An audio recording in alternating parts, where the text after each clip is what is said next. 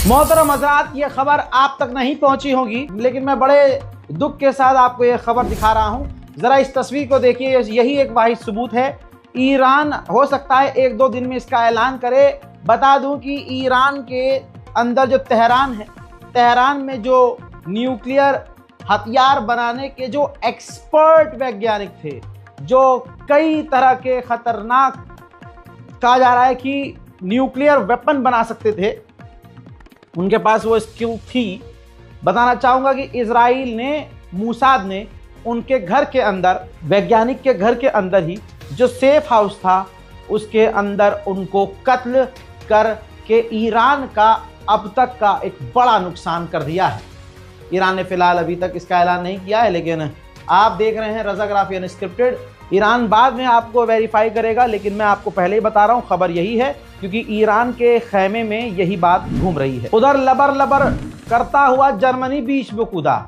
Germany कह रहा है कि ईरान परमाणु हथियार की बात करना छोड़ दे, तभी हम बात करेंगे, जबकि ईरान कह रहा है कि इजराइल हमला करना छोड़ दे, तब हम बात करेंगे ट्रंप से। ईरान के बुशहर जो मिलिट्री बेस है, वहां पर इजराइल ने बड़े हमले किए हैं, जिनकी तस्वीर अब सामने आ चुकी हैं।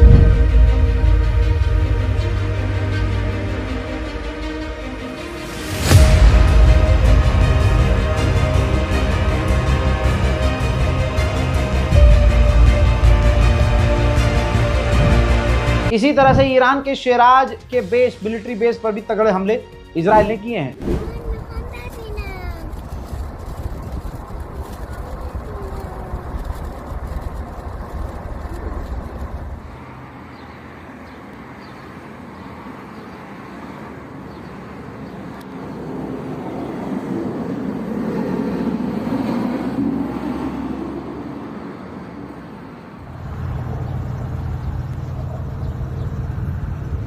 उधर अमेरिका ने ईरान पर और कड़े प्रतिबंध लगा दिए हैं। ससुरे ने देखा कि पाबंदी लगाने के बाद अगर इतने तगड़े इसके पास मिसाइलें हैं, तो ये और पाबंदी लगाओ। उधर इजराइल ने ईरान का आज कई मिसाइल, ये तस्वीर देखिए, मिसाइल लॉन्चर तबाह किया है, और उसकी वीडियो ये खुद इजराइल ने जारी की है। आपको रज़ाग्राफी दोनों तरफ के नुकसान जो एक्चुअल में हो रहे हैं दिखाएगा, आप इस बात पर यकीन रखिए। मेरे दोस्तों, अभी भी ये तस्वीर देखिए, इंटरनेट डेटा है ये ईरान का, जहां ईरान ने पूरी तरह से इंटरनेट को बंद किया हुआ है।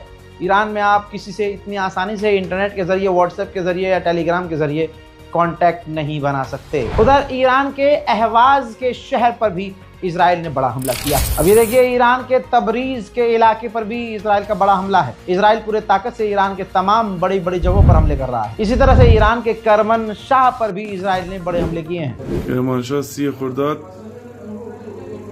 ساعت 1 ظهر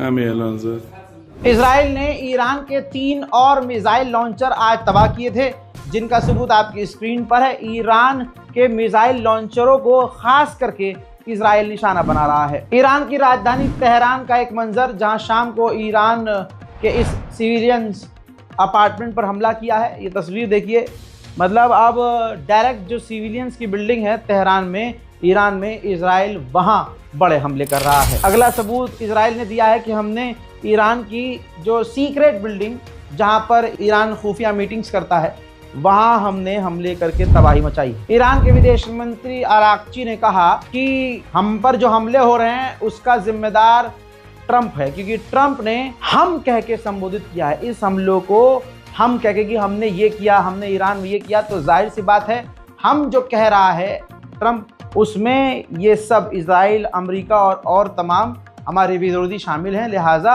जिम्मेदार ट्रंप हैं। उन्होंने ये भी कहा कि हमने सिविलियंस पर कोई हमला नहीं किया, लेकिन अमेरिका और इजराइल ईरान के सिविलियंस को निशाना बना रहे हैं। ईरान ने आधिकारिक तौर पर कहा कि हम तो यूरेनियम कम बना रहे थे, और आप कहते तो हम बात भी कर लेते, डील हो जाती, और अभी भी तैयार हैं कि हम यूरेनियम अपना कम कर सकते हैं।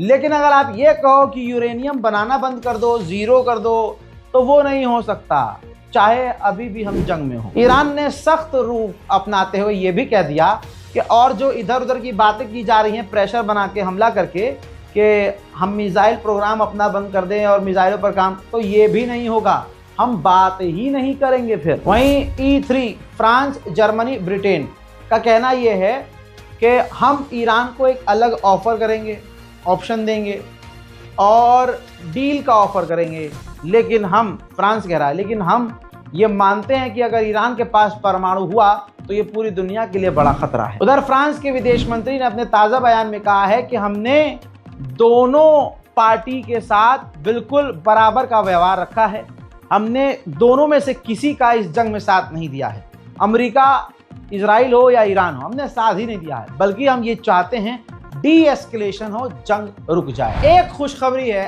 खामनाई के सीनियर एडवाइजर जिंदा हैं, अल्हम्दुलिल्लाह। तस्वीर ये है उनकी, अली शमखानी, ये सीनियर सुप्रीम लीडर के एडवाइज़र हैं, सीनियर एडवाइज़र हैं। इन्होंने ख़त लिखा है कि मैं घायल हूँ, बहुत घायल हूँ, इजराइल ने मुझे बहुत घायल किया है, लेकिन मैं ज़िंदा हूँ आगा, और मैं अपनी जान को आप पर और आपके हुक्म पर, अपने मुल्क पर कुर्बान करने के लिए तैयार हूँ। इसे कहते हैं दोस्तों देशभक्ति। सोचिए, इस इलाके के लिए, मिडिल ईस्ट के लिए खतरा कौन है? इतनी खतरनाक ईरान से जंग चल रही है, इसके बावजूद ये तस्वीर देखिए, लेबनान पर इजराइल ने बमबारी की है और बहुत खतरनाक बमबारी की है, कई लोग घायल हैं, कई लोग मारे गए हैं। फिलिस्तीन पर भी लगातार बमबारी कर रहा है, गज्जा में बमबारी कर रहा है, सीरिया पर बमबारी कर रहा है। कुछ झटुल्ले कहते हैं अड़ुए कि ईरान खतरा है, ये सिर्फ प्रोपेगेंडा है। इजराइल के डिफेंस मिनिस्टर ने आदेश दिया अपनी फौज को कि ईरान पर अब हमले और बढ़ाओ ताकि ईरान पूरी तरह से डिस्टेबल हो जाए। ईरान के बैंकिंग सिस्टम को हैक करके खराब किया गया है, जिसकी वजह से ईरान में एटीएम के बाहर लंबी लंबी कतारें हैं, लेकिन फिर भी एटीएम काम नहीं कर रहा है, एटीएम से पैसे नहीं निकल रहे हैं और ईरान की आवाम इस वक्त काफ़ी परेशान नजर आ रही है। दोस्तों तस्वीर देखिए, टैंकर, जी हाँ, मिडिल ईस्ट के लिए और भारी भरकम, भारी मात्रा में अमेरिका के टैंकर आए हैं। टैंकर ये वही हैं जो उड़ते हुए फाइटर जेट को उड़ते उड़ते ईंधन भर देते हैं। ईरान का शाहिद ड्रोन इतना सस्ता और बहुत आसानी से उड़ाने वाला, आप जरा ये समझिए कि उस सस्ते से ईरान के शाहिद ड्रोन को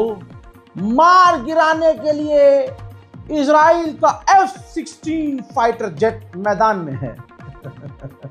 देखिए, بطلع لك ال F-35 بخليك تتجرر فيه. إذا طيران ها؟ طيران.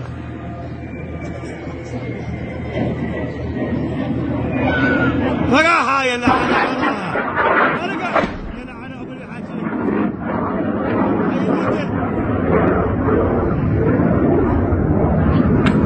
ارجع. الله الله الله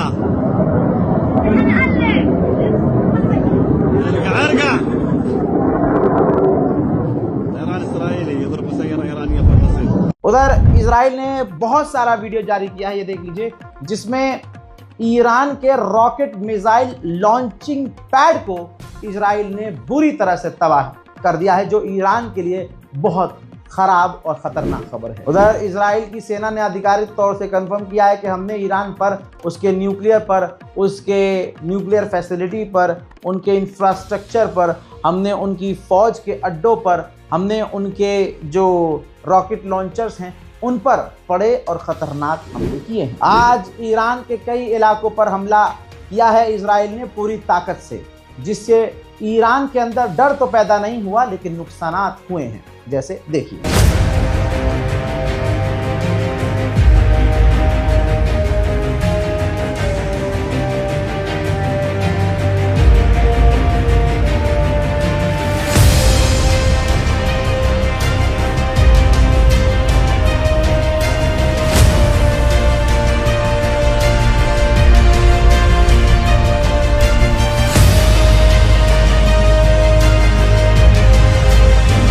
ईरान ने अपना बड़ा दिल दुखाते हुए सिर्फ इंडिया की फ्लाइट्स के लिए, जहाज़ों के लिए अपना एयर स्पेस खोला। और आपको बता दूं, ये पहली तस्वीर देख लीजिए, रजाग्राफी आपको दिखाना चाह रहा है। देखिए 290 स्टूडेंट ईरान के, यहाँ ज़रा ध्यान से देखिए, 290 स्टूडेंट ईरान से, जो भारत के स्टूडेंट्स हैं, कश्मीर के हैं ज़्यादातर, वो उनको वहाँ से निकाल कर इंडिया लाया जा रहा है। पहला जहाज यहाँ निकल चुका है वहां से और दूसरा जहाज देर रात को इंशाल्लाह इंडिया उतर जाएगा। बहरहाल मेरे दोस्तों, आप देख सकते हैं जहाज की कंडीशन देखिए, बेहतरीन है, लंबी फ्लाइट है। अब यहाँ आकर उम्मीद कर रहा हूँ कि जो स्टूडेंट्स हैं वो जहाज की बुराई ना करें, ये ना करें भाई मेरी कमर में दर्द हो गया, हमें आराम नहीं मिला, हमें होटल जैसा जहाज नहीं मिला, हमें एकदम मौज करते हुए पिकनिक की तरह ना। उम्मीद कर रहे हैं कि जो भारतीय छात्र जो चौड़ी छाती करके आना चाहिए आप लोगों को, कि वहाँ कोई जहाज़ नहीं जा सकता, कोई जहाज़ नहीं आ सकता, लेकिन ईरान के सीने से बाहर निकले हैं आप और बड़ी इज्जत और बड़े ही रौब के साथ बेखौफ होके आपको भारत ने वहाँ से निकाला है और हिंदुस्तान लेके आया है। अब यहाँ से हिंदुस्तान में, दिल्ली में आने के बाद अगर आपको थोड़ा मसला होता है तो प्लीज़ अपने हाथ से भी कुछ कर लीजिएगा प्लीज़। उधर व्लादिमीर पुतिन इजराइल पर बुरी तरह से भड़के हैं। कहा है कि ये जंग इजराइल ने भड़काई और इजराइल के जो गोल है ना वो कभी उसके पूरे नहीं होंगे। ये बयान तो सुनिए, चाहे समझ में ना आए, मजा लेकिन पूरा आएगा। They provoke the situation and this won't help them. They won't reach their goals.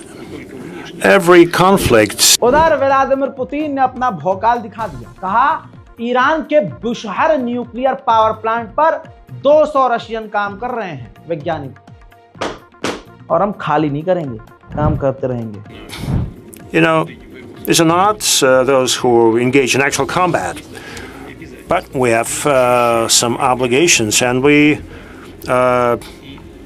uphold Iran's right to peaceful nuclear energy, and not just with sheer words. Despite the complicated situation around Iran, we built a nuclear reactor in Bushehr. We established a contract to build further 2 nuclear reactors, and despite the difficult situation, रूस ने, Putin ने यह भी कहा कि Iran को पूरा अधिकार है न्यूक्लियर फैसिलिटी बनाने का। बिजली होती है, बेसिकली न्यूक्लियर पावर प्लांट से बिजली उत्पाद होता है। तो पुतिन ने वही कहा कि ईरान का भी पूरा अधिकार है और यह हमारा स्टेटमेंट है और हमारी पोजीशन कभी चेंज नहीं होगी हम ईरान के साथ। पुतिन ने कहा कि रशिया के बहुत सारे लोग, जब रूस एसएसआर था, जब टूटा नहीं था, सोवियत संघ था, तो उस वक्त जब रशिया टूटा तो बहुत सारे लोग इजराइल जाकर रहने लगे। आज इजराइल में बहुत सारे लोग रशियन बोलते हैं। मुझे नहीं पता कि पुतिन इस बात से क्या कहना चाह रहे हैं, लेकिन उन्होंने ये बात कही है। उन्होंने ये कह दिया आगे कि मैं लगातार ईरान से रोज कनेक्टेड हूँ, रोज मेरी बात हो रही है। मैंने डोनाल्ड ट्रंप हो, नेतन्याहू हो, टॉप लीडरों से फ़ोन पर बात करी और मीडिएशन करने को भी कहा है।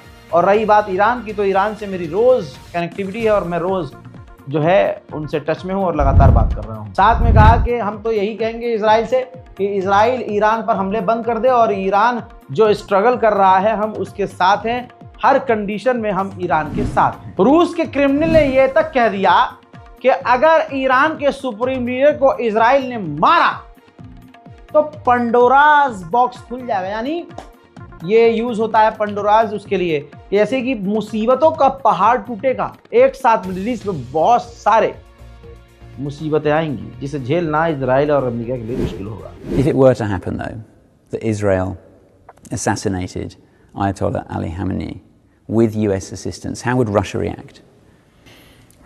Very negatively, very negatively. We will strongly disapprove it. Would it prompt any action? Well, actually, it will lead to an action coming from inside Iran. Iran's society is very well organized and very well consolidated, and it will lead to